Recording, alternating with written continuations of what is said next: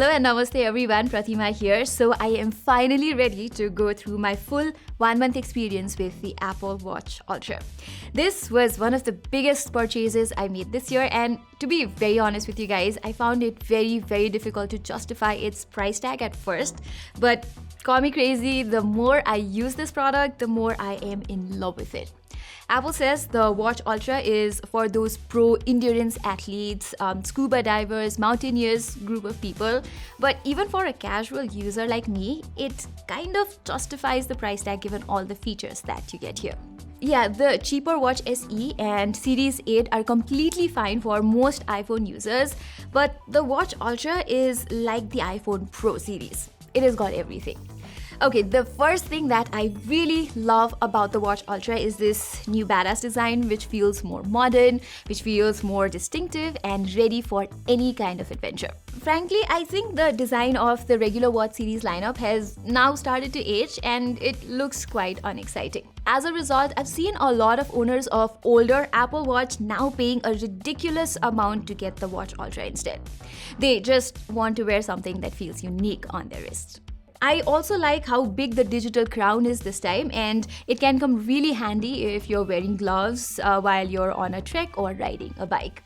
There is also an extra action button on the left, which is useful for activating certain shortcuts with just a click. The Watch Ultra is also a pretty robust device. Thanks to the sapphire crystal glass protecting the display, I have not gotten any scratches on my unit until now, whereas if I recall, my Watch Series 7 suffered a lot of tiny scratches here and there in the very first month. Likewise, I was also expecting the Watch Ultra to be quite bulky given its sheer size and how thick this thing is, and yeah, that's exactly how it feels on my hands. But my friends with a larger wrist don't feel the same way. Apple has used an aerospace-grade titanium frame which is 40% lighter than steel but just as strong as high-strength steel. So this thing is pretty ergonomic, but more importantly, it is very tough as well.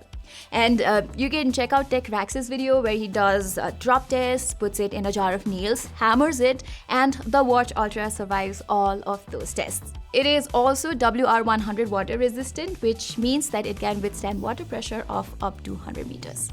The Apple Watch Ultra also has these 3 new bands: Trail Loop, Alpine Loop, and Ocean Band. I got myself the Alpine Loop, which I know a lot of users have complained about for either being too loose or too tight.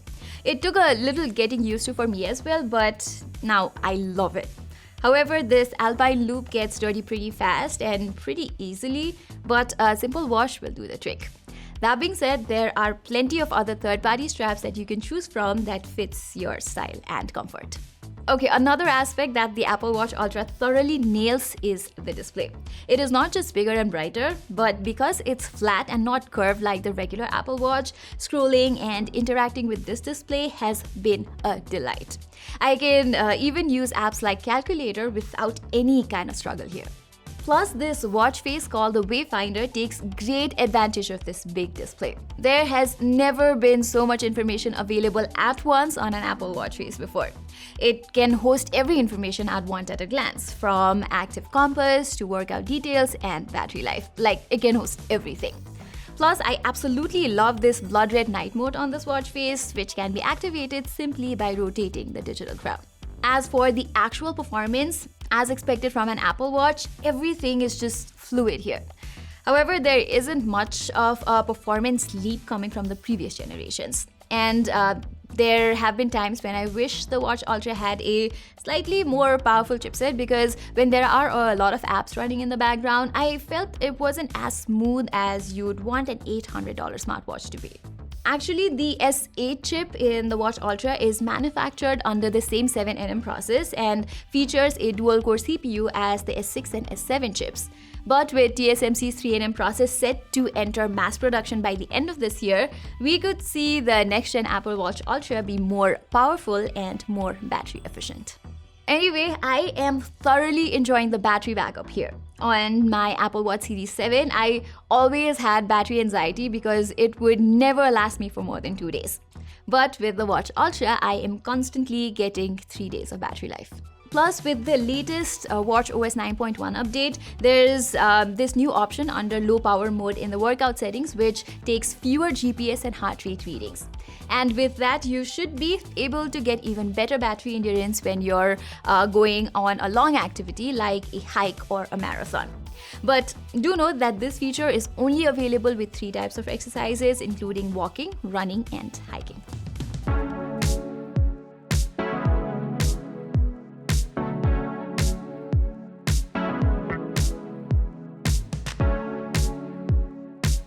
The Apple Watch Ultra is also one of the best smartwatches out there for health and fitness tracking. Apart from regular SpO2, heart rate, sleep tracking, this time it has a depth gauge sensor that gives a real-time measurement of underwater depth down to 40 meters along with water temperature readings. The Watch Ultra is getting the Oceanic Plus app later this year too, enabling an even more nuanced diving experience. And then there's the dual frequency GPS that uses both L1 and L5 frequency bands for more precise reading.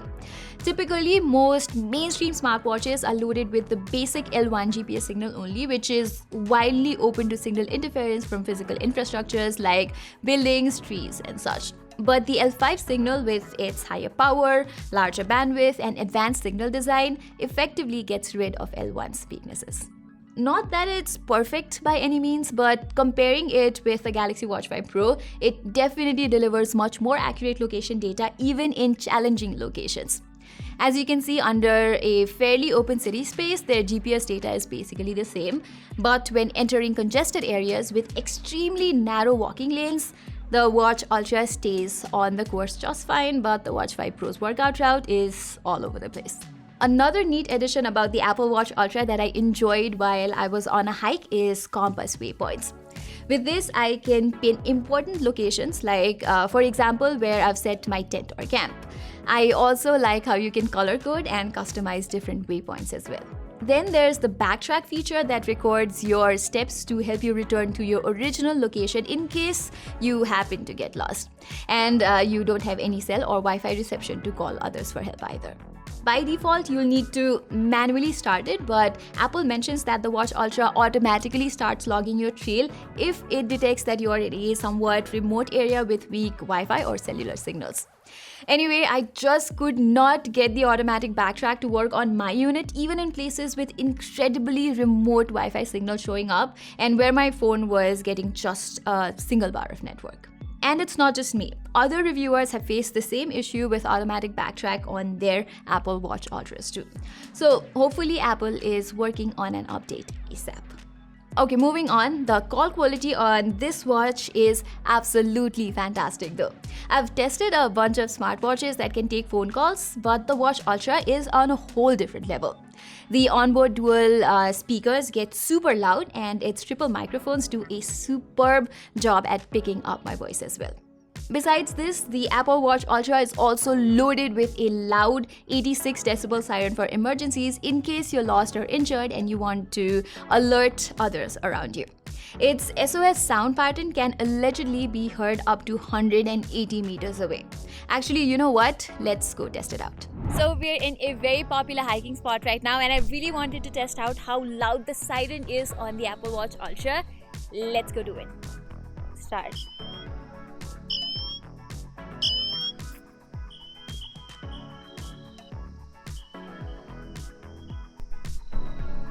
Okay, so that was all about my experience with the Apple Watch Ultra. At $800 and an even higher price tag here in South Asia, it definitely comes for a crazy amount of money, and even feature-wise, it's also quite an overkill for most people. So, like I said at the very beginning of this video, the regular Watch Series 8, the Watch SE, or even last year's Watch Series 7, which is now available for a discounted price, should be perfectly fine if you want the Apple Watch experience without all the bells and whistles. But at the end of the day, the Watch Ultra is the best watch Apple has to offer, and I am pretty sure that a lot of iPhone users are going to buy it simply because it seems cool to own one. And it's somewhat of a status symbol too. So yeah, that's the truth in the materialistic world that we live in. So there you have it. That was the end of this video. If you liked it, don't forget to hit that like button and don't forget to support our channel by subscribing and hitting that notifications icon. Till then, I'm Pratima and I'll see you in my next video.